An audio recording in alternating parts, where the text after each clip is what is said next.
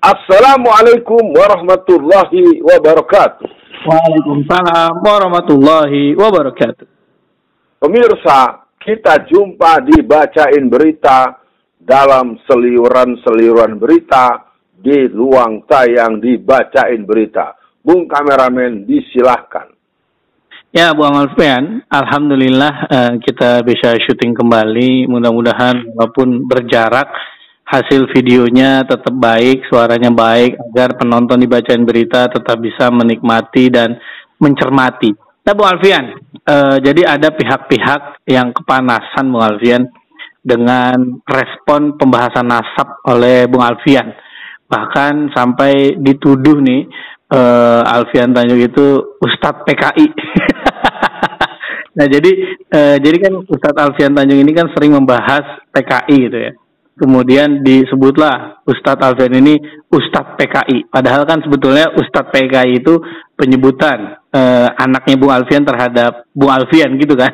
Tapi ini dicapnya Ustadz PKI. Nah ini setelah video itu muncul, nah mungkin tidak perlu kita membahas orangnya Bung Alfian karena tidak terlalu penting.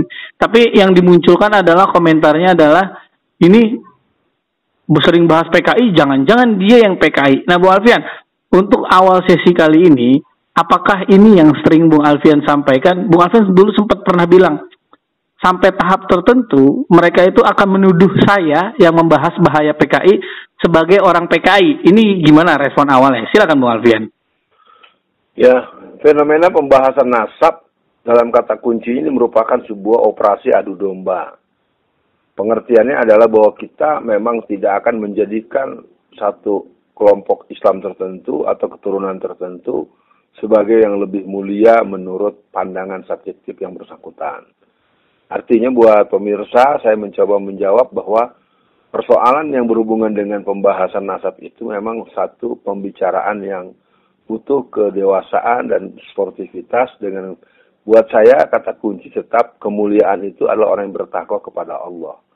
Artinya orang mulia itu adalah orang yang bertakwa kepada Allah bukan karena dia anak siapa. Itu penting dan itu bagian yang tidak pernah berubah dari cara hidup saya selama ini. Yang kedua, yang berhubungan dengan pandangan bahwa saya ini Ustadz PKI, mungkin posisinya harus dilihat dulu bahwa itu penyebutan dalam konteks anak saya memanggil dengan spesifikasi bahwa Abi ini Ustadz yang membahas dan menguasai soal seluk-beluk gerakan PKI. Kalau kemudian hal-hal yang berhubungan dengan kekomunisan dan ke-PKI yang dialamatkan kepada saya, ya tentu itu tidak perlu saya bantah dengan omongan. Nah, kata kuncinya hari ini kalau kita mengikuti medsos, kita mengikuti pemberitaan-pemberitaan dari berbagai media yang ada, memang tidak seimbang. Puja-puji kepada gerakan komunis di seluruh dunia, puja-puji kepada kehebatan tokoh-tokoh PKI, begitu sangat luas. Dan menurut saya ini akan menimbulkan pemutarbalikan sejarah, pemutarbalikan fakta, dan ini merugikan untuk generasi kita hari ini dan yang masa depan. Nah, itu respon awal saya, Bung Kameramen. Ya, Bung Alfian, memang pembahasan nasab itu bukan ingin kita perpanjang ya, Bung Alfian. Tapi kita melihat bagaimana musuh-musuh Islam itu terus-terusan ya, Bung Alfian, ingin habaib itu, kiai itu, ustadz itu berbenturan, Bung Alfian. Dan akhirnya adalah umat dijauhkan dari para ulamanya dan habaibnya. Ini kan menurut saya tujuan yang zolim, tujuan yang hina, tujuan yang buruk. Nah, jadi menurut saya udahlah. Kalau memang panggung Anda sedikit, jangan nyalah-nyalahin panggung orang. Nah, Bu Alfian, membahas PKI, yang unik adalah RCTI sudah mulai menayangkan film G30 SPKI, Bu Alfian. Nah, ini kan salah satu masukan Bu Alfian kan, jangan nonton itu di hari 30 Septembernya karena itu akan ngantuk gitu. Nah ini RCTI kemarin siang saya menyimak Bung Alfian, dia sudah mulai nyetel tuh Bung Alfian.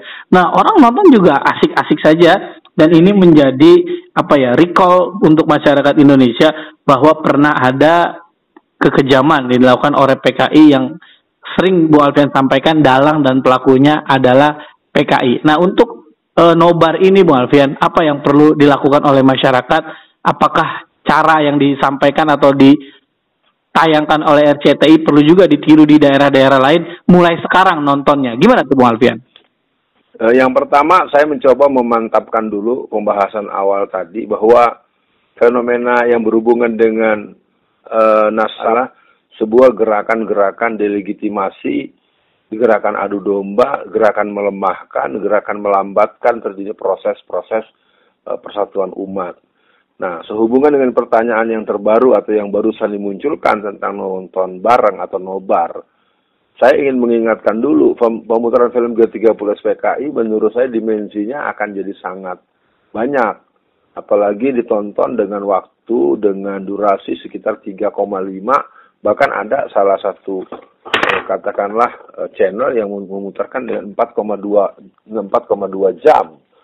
Nah, sehubungan dengan ini kepada masyarakat luas, saya ingin mengatakan bahwa gerakan komunisme PKI di Indonesia memang pernah ada, pernah menimbulkan darah, telah membakar pesantren, telah melakukan gerakan-gerakan yang memberikan trauma yang luar biasa, gerakan teror di mana-mana, dan kalau kita bahas, kita akan punya banyak catatan khusus. Nah, soal RCTI telah memutarkan itu, menurut saya baik untuk ditiru atau dicontoh. Saya pernah punya pengalaman menyelenggarakan kegiatan pembekalan calon komentator. Karena kelihatannya anak-anak zaman sekarang nonton film dengan durasi sampai 3 jam lebih itu kayaknya enggak deh. Enggak gue banget deh gitu. Nah itu perlu dipertimbangkan. Yang kedua, bahwa film itu bukan film sembarangan. Ini film yang dibuat dengan riset selama 4 tahun. Arifin Senur dan kawan-kawan betul-betul menjelajahi betul titik-titik di mana PKI pernah berjaya, PKI pernah berapat, pernah berkumpul. Yang kedua, bahwa video atau film ini bukan hanya yang G30 SPKI Lubang Buaya. Ada G30 SPKI atau gerakan keganasan komunis, baik yang ada di Blitar Selatan, baik yang ada di Banyuwangi, yang cukup mengerikan juga yang di Jogja, pembunuhan Brigadir Jenderal Katamso. Jadi artinya kalau kita urai lebih jauh, bahwa gerakan komunis ini harus dilihat mereka sedang apa. Peristiwa penusukan dan merobek leher di Sragen itu 2 hari yang lalu, itu rasanya perlu jadi perhatian. Karena terus-menerus berbagai insiden yang menimbulkan korban, membuat luka parah yang membuat cacat permanen, segala macam. Dan itu semua ujungnya hanya materai 10.000, dan kemudian itu semua ujungnya hanya untuk kemudian mereka sampai kepada sebuah permohonan maaf dan permakluman atas pelakunya yang diduga orang gila.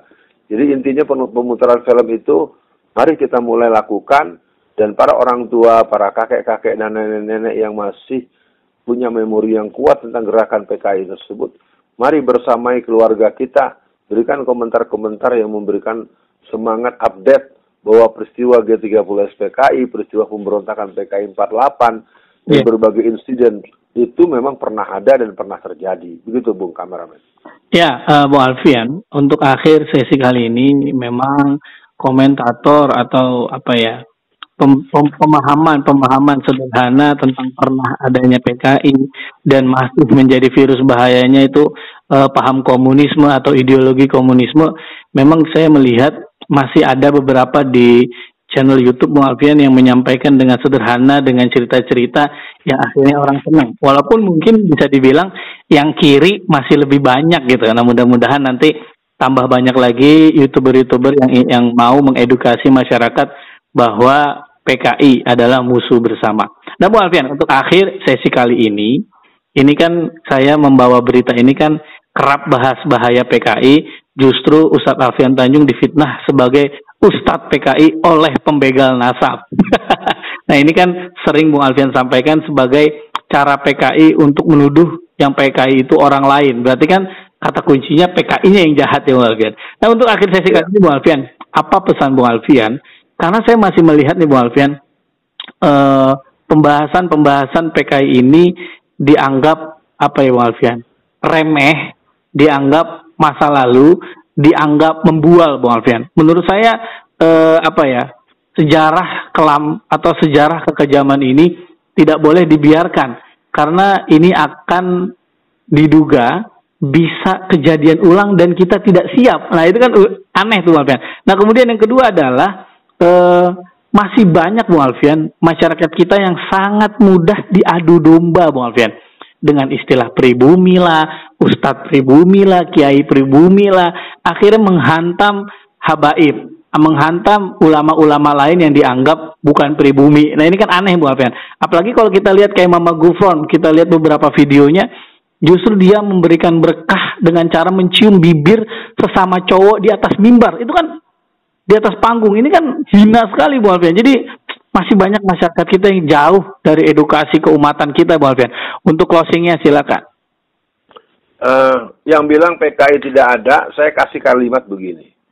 Dalam sidang Mahmilub tahun 1967 terhadap Sudirman mengatakan bahwa PKI sudah hancur, sudah rusak berkeping-keping.